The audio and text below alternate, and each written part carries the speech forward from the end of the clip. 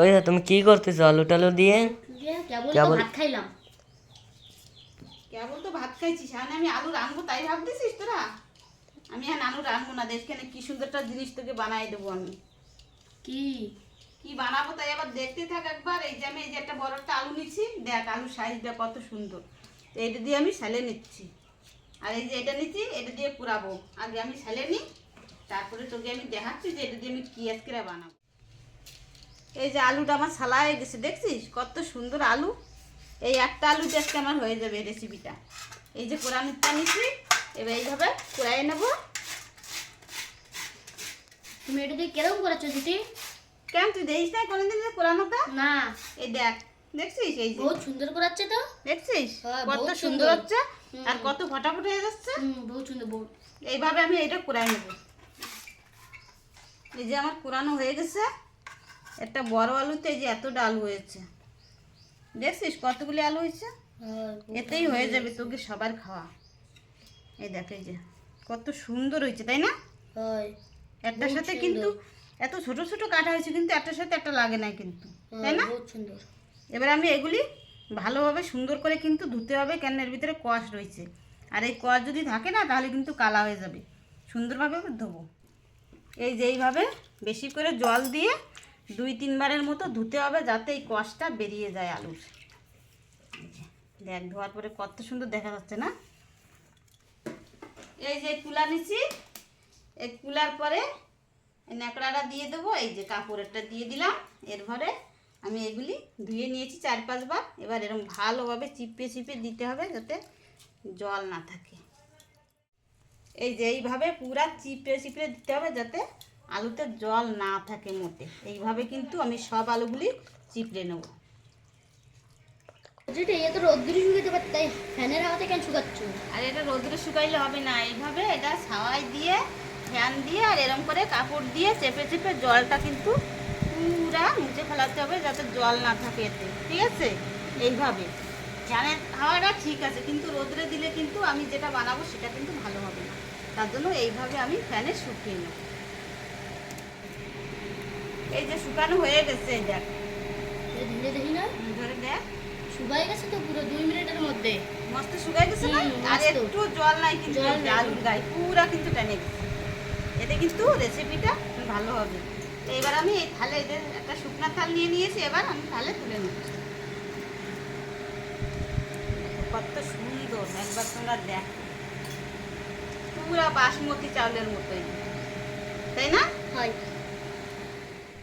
তেল গরম হয়ে গেছে, পুরাপুরি রেডি তেল। এইবার তেলের মধ্যে কিন্তু আমি এইগুলি ছেড়ে দেবো। এবার হবে ম্যাজিক।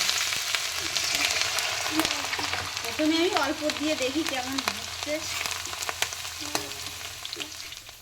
এই দেখো বন্ধুরা, ভাজা হয়ে গেছে, কত সুন্দর হয়েছে। এই যে একবার দেখো, এইভাবেই সবগুলো ভেজে তুলে নেব। আর এই যে দেখো পাশে আমি একটা গামলাতে একটা দিয়ে রেখেছি কাগজ, যাতে তেলটা এই কাগজে টেনে নেবে তার জন্য। তো এইভাবেই আমি সবগুলি ভেজে নিচ্ছি, তা তোমরা সাথে থাকো আর দেখো। এই দেখো এই যে সবগুলি ভাজা হয়ে গেছে। এই যে দেখছো কেমন সুন্দর দেখা যাচ্ছে। এখনো কিন্তু শেষ হয় নাই রেসিপির, এখনো বহুত বাকি আছে, তা তোমরা দেখতে থাকো। ও চুটি তো এটা কি বানাচ্ছ আমাকে তো কইলো না, দেখে আরে লোভ বাবা, লাগে দাঁড়া, যাচ্ছে। একটু দাঁড়া কবো, একটু দাঁড়া, আমি কামটা শেষ করে নিই তারপরে।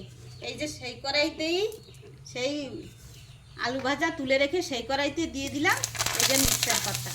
এইগুলিও লাল লাল করে ভেজে নেব। এই যে মিক্সচার পাতা ভাজা হয়ে গেছে, এবার দিয়ে দেবো এর মধ্যে। এই যে দেখো বাদামও কিন্তু ভাজা হয়ে গেছে। এই যে দেখো সব কটা বাদাম কিন্তু ফেটে গেছে, লাল লাল হয়ে গেছে। এবার বাদামও তুলে নেব।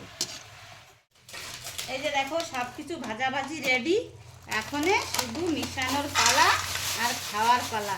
দেখো আমার জেঠু মশাই তো অলরেডি বসেই গেছে বাটি একটা নিয়ে, মিশানোর আর দেরি সহ্য হচ্ছে না। তো দেখো এই যে দিয়ে দিয়েছি। এবার একটু বিট লবণ দিয়ে দেবো ছড়িয়ে। এটা দিলেই কিন্তু টেস্ট আর ধরে রাখা যাবে না।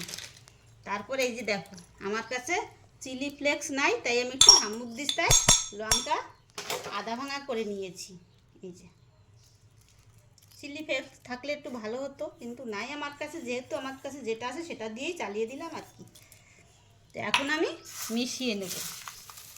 এইভাবে তোমরা যদি বন্ধুরা আলু এরকমভাবে ভেজে চিপস বানিয়ে ঘরে রেখে দাও, তাহলে কিন্তু 2-3 মাস পর্যন্ত কিন্তু খাওয়া যাবে, এটা নষ্ট হবে না কিন্তু। তা আমার জেঠু বলবে খায়ে যে কেমন হয়েছে আজকের এই আলুর চিপস ভাজা। তা তোমরা সাথে থাকো বন্ধুরা, দেখতে থাকো, আমি মিশিয়ে নিই। তা বন্ধুরা আমি আমার জেঠুকে কিন্তু দিচ্ছি। তো এখন তোমরা দেখো যে জেঠু কি বলে। ও তো অনেক সময় থেকেই বসে আছে যে জেঠি আমাকে দাও দাও করে, তাওকে একটু আমি দিচ্ছি। তো খেয়ে তোমাদের বলবে যে আলু চিপসটা কেমন হয়েছে। জেঠু খেয়ে বন্ধুদের বলো। হ্যাঁ,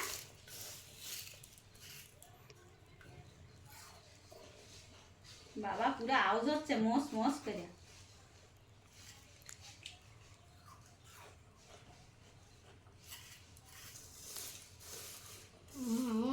সুন্দর, অসাধারণ।